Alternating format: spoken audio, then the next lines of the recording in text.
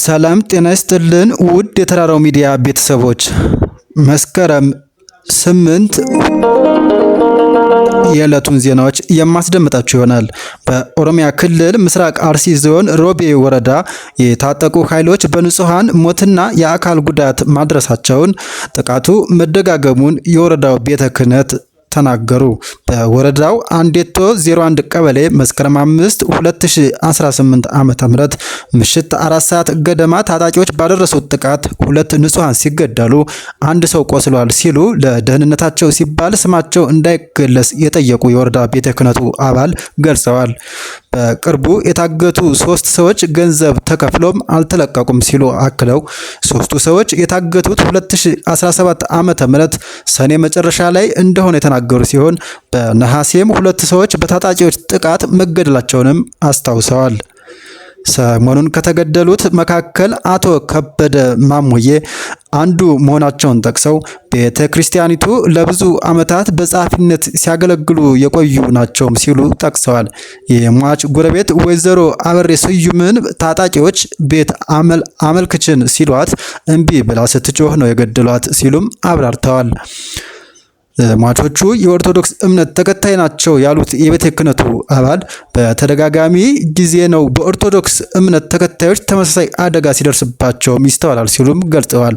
በቅርብ ጊዜ ራሱን እንዲህ አይነት ድርጊት የተፈጸመባቸው ከ10ዎቹ በላይ ሆነዋል ብለዋል።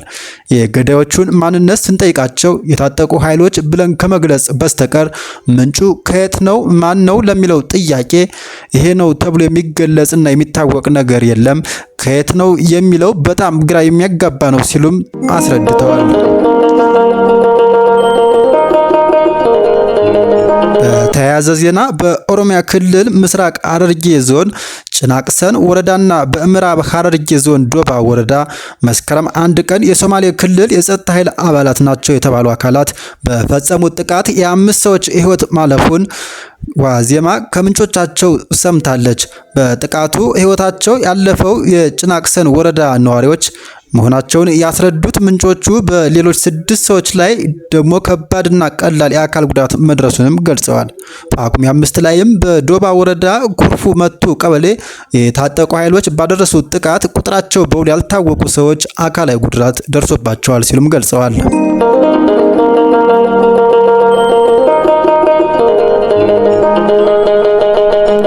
አብዱራህማን መህዲ የሚመሩት የኦብነግ አንጃ ሰሞኑን ይፋ ከሆነው የ12ኛ ክፍል ፈተና ከ97 በመቶ በላይ የሶማሌ ክልል ተማሪዎች መውደቃቸው አስደንጋጭ ክልላዊ ውድቀት ነው በማለት ቅሬታውን ገልጿል። ፈተናውን ከወሰዱት 16779 ተማሪዎች ያለፉት 462ቱ ብቻ መሆናቸውን አንጃው የጠቀሰው የተማሪዎች ዝቅተኛ ውጤት ገዢው ፓርቲ በሶማሌ ክልል ላይ የሚያራምደው አድሏዊ አሰራርና የክልሉ ባለስልጣናት የዘፈቀደ ሙስና ውጤት ነው በማለትም ከሷል።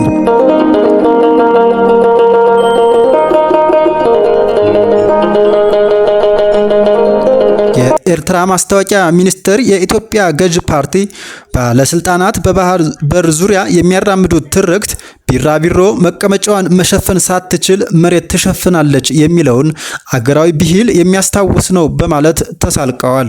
ሚኒስተሩ የብልጽግና ፓርቲ ባለስልጣናት ህገወጡን የባህር በር አጀንዳ ትክክለኛና ብሔራዊ አጀንዳ ለማስመሰል መጠነ ሰፊ ዘመቻ ያደርጋሉም ብለዋል። ትርክቱ በኢትዮጵያና በጠቅላላው በቀጠናው ላይ አለመረጋጋት ያስከትላል ያለው ሚኒስተሩ ኤርትራ ከጎረቤቶቿ ጋር ትብብር በማድረግ የምትችለውን በመከባበር በግልጽ ህጋዊ መሰረትና ለቀጠናዊ መረጋጋት በጋራ በመስራት ብቻ ነው በማለት የመንግስት አቋም ነው ሲሉም አስፍረዋል። ሚኒስተሩ የብልጽግናው ፓርቲ የባህር በር አጀንዳ ኃላፊነት የጎደለው የማያዛልቅ ውድቅ ሊደረግና ሊመከት የሚገባው ነው ሲልም ጠቅሰዋል።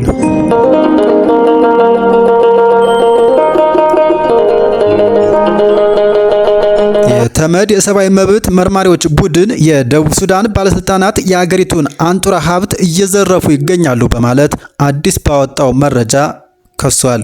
ቡድኑ መንግስት ምግብን፣ የጤና አገልግሎትን፣ ትምህርትን እና መሰረታዊ አገልግሎቶችን የማቅረብ ኃላፊነቱን ለዓለም አቀፍ ለጋሾች ትቶታልም ብሏል። የፕሬዝዳንት ሳልቫኪር መንግስት በበኩሉ ሪፖርቱ የደቡብ ሱዳን ህዝብንና የአገሪቱን የፖለቲካ አመራር መልካም ገጽታ ለማበላሸት ያለመ ነው ሲሉም አውግዘውታል። የተመድ መርማሪ ኮሚሽን እስራኤል በጋዛ ፍልስጤማውያንን በጋዛ በፍልስጤማውያን ላይ የዘር ማጥፋት ወንጀል ፈጽማለች በማለት አዲስ ባወጣው መረጃ ከሷል። ኮሚሽኑ ዓለም አቀፍ ሕግ ከሚገለጥባቸው 5 የዘር ማጥፋት ወንጀል አይነቶች መካከል እስራኤል ከፍልስጤሙ ታጣቂ ቡድን ሐማስ ጋር ከ2 ዓመት በፊት ጦርነት ውስጥ ከገባች ወዲህ 4ቱም ተፈጽመዋል ብለዋል። እስራኤል የፈጸመቻቸው የዘር ማጥፋት ወንጀሎች በአንድ ቡድን አባላት ላይ ግድያ፣ ከባድ የአካልና የአእምሮ ጉዳት ማድረስ፣ አንድን ቡድን ለማጥፋት ሆን ተብሎ የታሰቡ ሁኔታዎች መፍጠርና ሰዎችን እንዳይወልዱ ማድረግ ናቸው ሲል ጠቅሷል።